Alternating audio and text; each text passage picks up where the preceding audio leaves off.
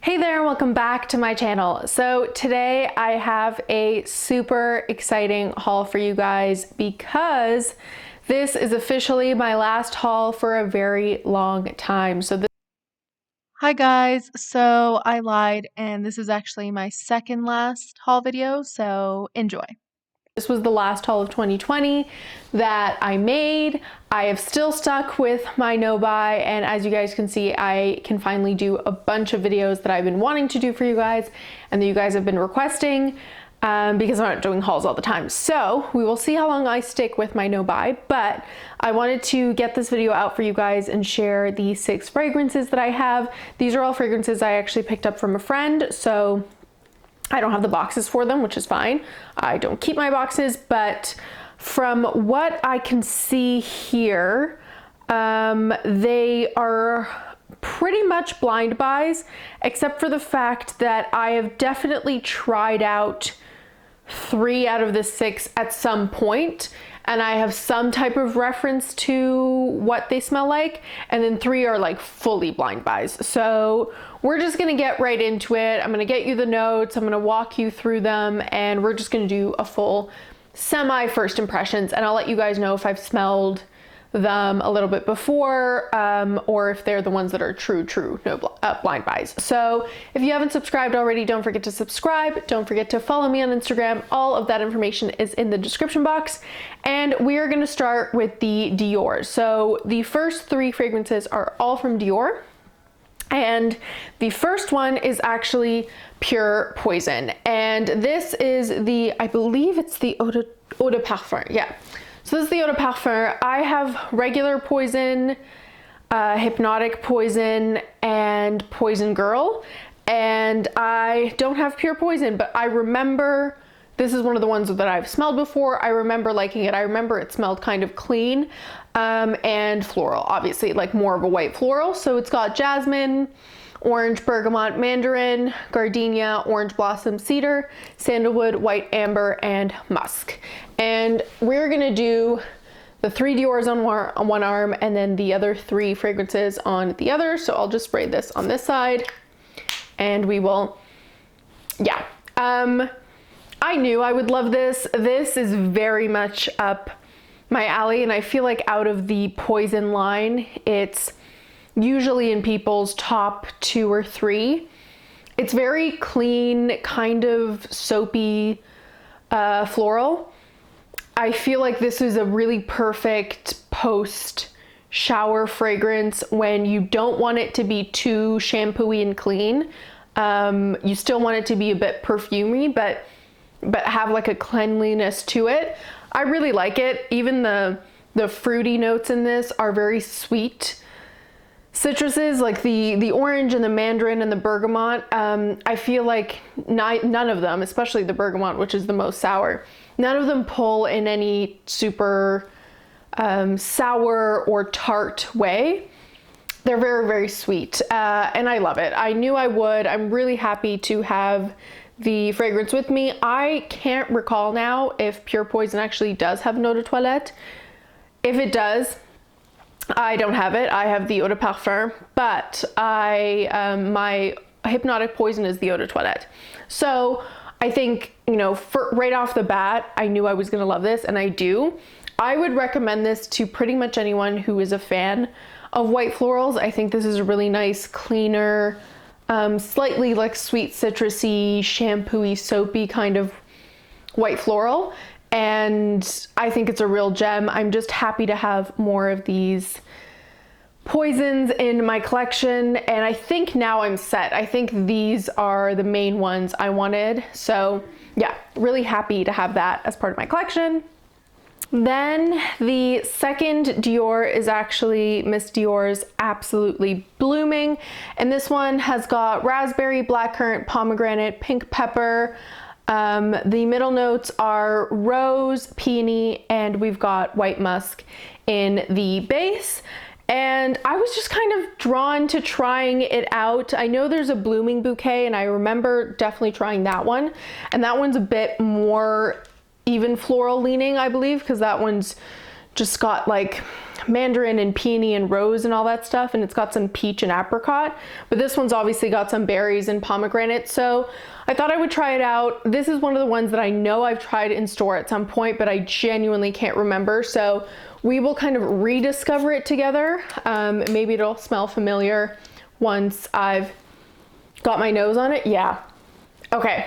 I definitely remember this one. I really, really love the fruits in this, and that is not a sentence I almost ever utter, but I feel like the fruits in this, the blackcurrant and the pomegranate, whatever they are a very particular type of juicy, like sweet and juiciness, that when it's mixed in with the, I guess the florals and the musk, I honestly can't be sure if it's both or just one, it leans toward this very familiar makeup-y scent that I probably smelled when I was younger in my mom's makeup. Maybe it was mine, but it's very, very nostalgic for me. And I'm not by any means saying that Absolutely Blooming is a like quintessential makeup-y fragrance. I don't think it leans in that category at all, but there are certain types of lipsticks, mainly like lip products, that when they're heavily scented with florals and like fruity florals, this is what it smells like, and I love it. I was completely thinking that this would smell a lot more similar to Blooming Bouquet, which I'm more familiar with, but that one, from what I recall, is a lot more of a typical floral. And this has that, oh, it's really, really intoxicating, actually. I can see myself, this is just a 30 ml, I think. I can see myself very easily wearing this to death, because it's that like juicy fruits, like berry type fruit, and I love pomegranate mixed in with the floral and musk, I suppose. Maybe the muskiness is giving it that kind of makeup-y element, but I don't know, it's really, really stunning. So I love it. I'm definitely going to be wearing this one, and I can't wait to try it out more for you guys and for myself to see where it plays on longevity and lasting power and all that, because it's reminding me, not in terms of the fragrance itself necessarily, but it's reminding me of the kind of feeling that Donna Born in Roma by Valentino gives me, and that's also like intoxicating type of fragrance, and it's got a juiciness to it. But that one has incredibly poor lasting power, and I kind of pushed that thought aside because I love it so much. But I believe in Dior. I feel like this one's gonna last a lot longer. So yeah, I really love it already. I feel like it's definitely gonna be near the top. Unless something else surprises me, it's gonna be near the top at the end of the video when I rate them. And then finally, we've got the Dior Addict Eau Sensuelle. Mine is a bit destroyed here. The silver's just kind of coming apart, but like I said, I got this from a friend, so it's fine. Yours will have just kind of like a solid silver here. And this had, from what I could see, I could just find rose, jasmine, musk, and cedar, but this is one where I have never smelled before. So it still has that old packaging where you need to, yeah, lock it, which I love. Okay. I feel like, interesting. It obviously doesn't say it in the 4 notes that I saw, but I feel like there is a citrusy freshness to this. It's definitely got rose. I definitely get like a more fresh rose, and maybe that's why I'm envisioning some citrus. It's not very tart, but it's definitely brighter than I was expecting. And I definitely get rose. I actually don't get any cedar. I feel like I would get some musk, I don't know, to a certain degree, but yeah, this kind of smells like a nice, rosy, fresh rose. I don't think, at least, you know, first impressions right off the bat, it doesn't seem like it's going to be going in any type of jammy, super honeyed, or anything really, really strong territory with the rose.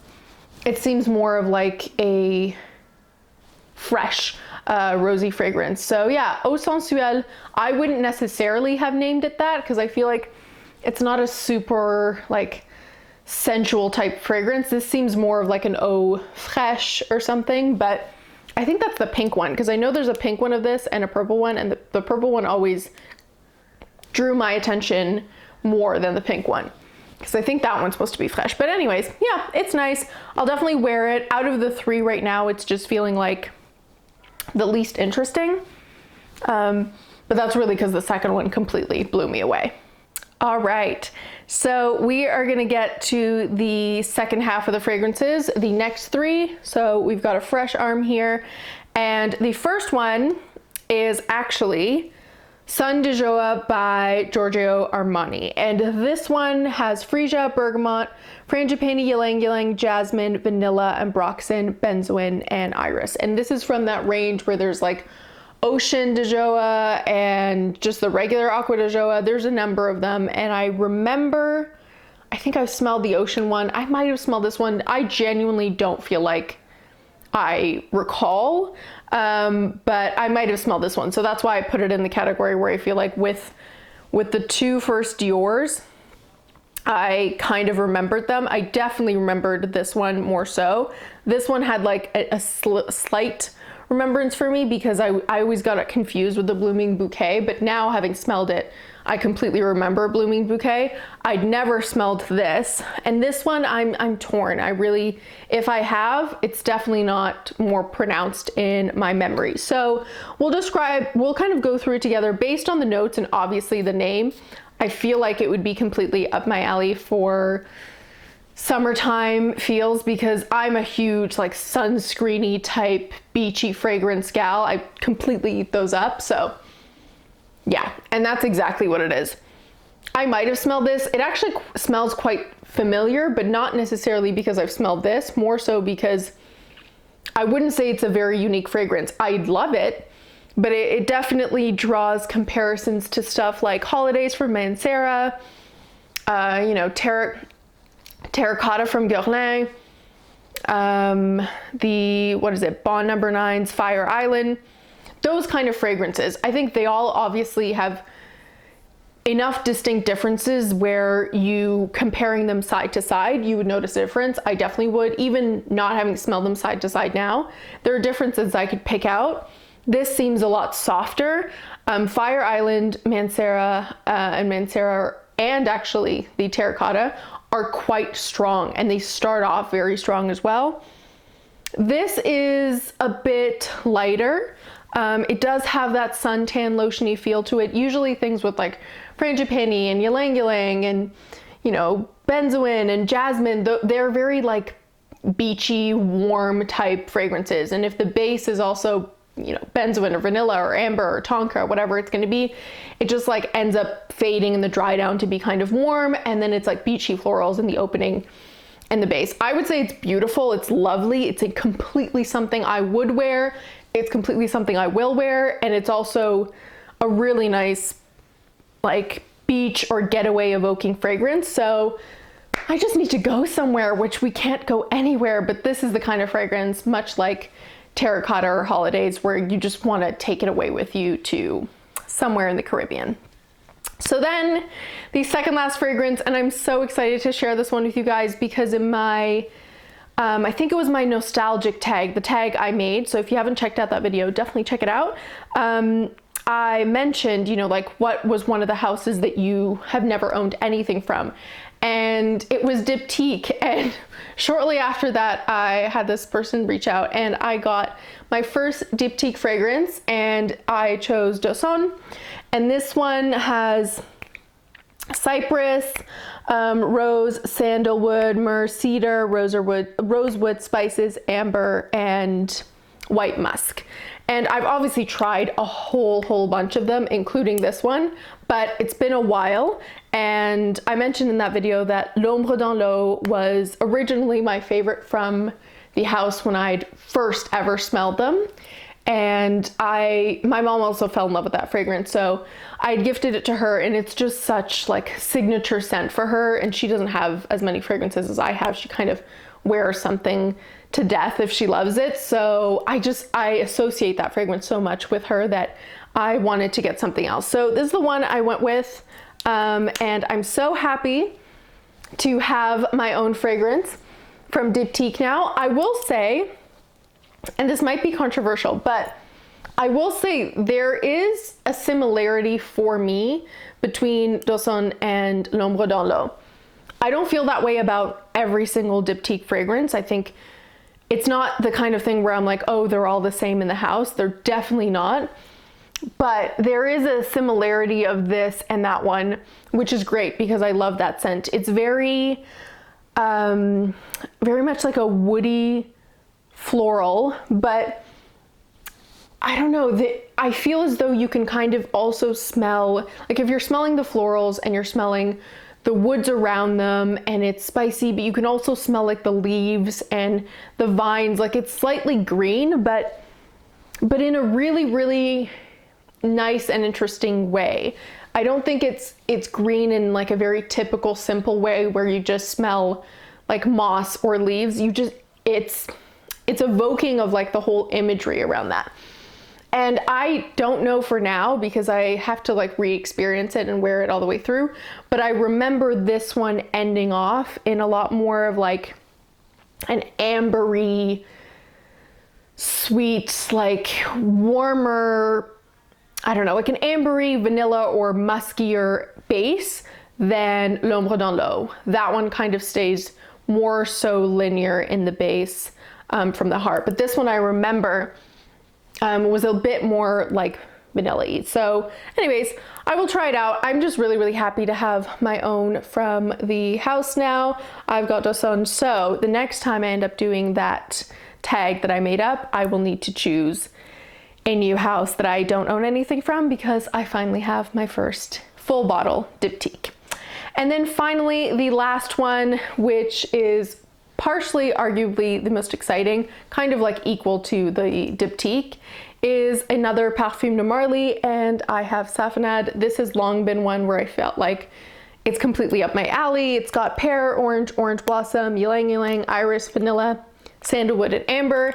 It's supposed to be very ambery and super sweet and floral, and the only thing I don't like about it, which again I think I'm in the minority, is I love these Parfum de Marly bottles, the women's range, and part of why I like them is that when they're painted, and they usually all are, they kind of look like ceramic even though they're glass, and this one's clear, which I kind of feel like takes away from the magic of the bottles. Maybe that's just me because I know people love this color juice, but I feel like had it been just this painted ceramic, I would have liked it more. So we will see. Ooh, okay. I feel like I should have sprayed it in a more accessible position, like place on my arm. So I'm gonna spray a little. Okay, it's definitely, I don't know what I was expecting, but it's not as sweet as I was expecting. People really had talked up this fragrance being super sweet in its amberiness, and I don't feel like it really is. I also don't get any pear, which is the only thing I was kind of iffy about. Yeah, I like it. It's kind of a slightly sweet, but not too sweet, honestly. I wouldn't say this is an extremely sweet fragrance. I have plenty of sweeter fragrances, so don't let that deter you if you aren't that into it. And I get a lot of orange blossom, but the orange blossom is not grapey. It doesn't in any way get close to like L'Intel area where it's super grapey. Yeah, I like it. It's also a bit beachy, maybe because it has ylang ylang, but it doesn't go as far into the beachy vibe as this one. Yeah, it's interesting. I mean, I think I was expecting to like it more than I do. I definitely do like it, but I feel like I need to play around with it a little bit more. I just feel like it didn't surprise me as much as I wanted to, but this is a first impression. I might completely fall in love with it. It might completely start to bloom. I am trying a whole lot of fragrances at once, so keep that in mind. Just a first impressions. Okay, so as always, I like to put my fragrances in order from best to worst after I do these blind buy first impression hauls. So let's see what the order is going to be. All right, so we are gonna put them in order, and I've been thinking it through, and I think I've got the order down pat. So we will start from worst to best, and I think I like all of them. I'll straight off the bat say that. There's not one where I feel like I wouldn't wear, but the one I'd wear the least probably is the Dior Addict Eau Sensuelle. I think I was expecting it to be creamier and warmer. Again, I'll try all of them. I'll do huge wear tests before I come back with the second impressions, but it was just fresher than I was expecting, both from the notes, but also from the name. And so then in fifth position, and again, I really like it, but I had to put some ahead, would be Sun de Gioia. I feel like if only because immediately I was drawing comparisons to fragrances in my collection, and that enough where I feel like I would have to choose between them when I'm in the mood for that kind of fragrance. If it's already straight off the bat reminding me very distinctly of other fragrances in my collection, which is gonna happen from time to time with a collection of my size, it has to be lower down the list for me.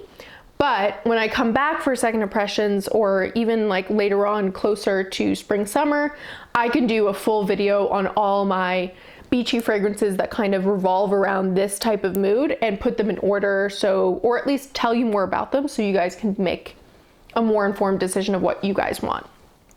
Then in fourth position, and it was surprising, this was going to be in fifth or fourth, is actually Safand. I feel like it's nice, but right now it's not really blowing me away. I feel like Athalia and Delina, both of them were pretty much loves from the start. Even with Delina's horrible lasting power on me personally, I still really, really like the fragrance, and it stood out to me enough. Both of them did. And this one I feel like just smells, maybe because I have so many orange blossomy scents, but this kind of reminds me a little of Classique. It reminded me a little bit of Sun. I don't know if I just tried them too close to each other, but this also has ylang ylang, and yeah, I don't know. I like it. I'll definitely try it, and I'm gonna do some wear tests, especially to see about longevity and performance and stuff, but I think it's just nice, whereas Parfums de Marly definitely has even men's fragrances where I'm like, wow, I really, really like it, and that one's just kind of middle of the road for me. Then in third position, and these three, it was tough to kind of decide, but I think in third place, I would say Dawson. I really like it. The only thing I would say, oops, I dropped the tip, is there are the top two just would feel more wearable to me. But other than that, these top three are all ones I'm gonna try out for sure. Gonna do wear tests for you guys, and it's just super special to have a Diptyque now. Second place, Pure Poison by Dior. Oh, it's just completely up my alley. It's very shampooey or soapy. Like, I'm a sucker for a soapy fragrance, so I love that. And in first place, slightly surprising because I figured it would be the Diptyque, but I just really like this Absolutely Blooming. It's juicy, and I don't know, it's like, I love the pomegranate in this, the florals and the musk, I feel like give me that makeup-y vibe. So I'm super excited to wear that. And I hope you guys enjoyed. As always, don't forget to leave me a comment. Don't forget to like and subscribe, and I'll see you next time. Bye.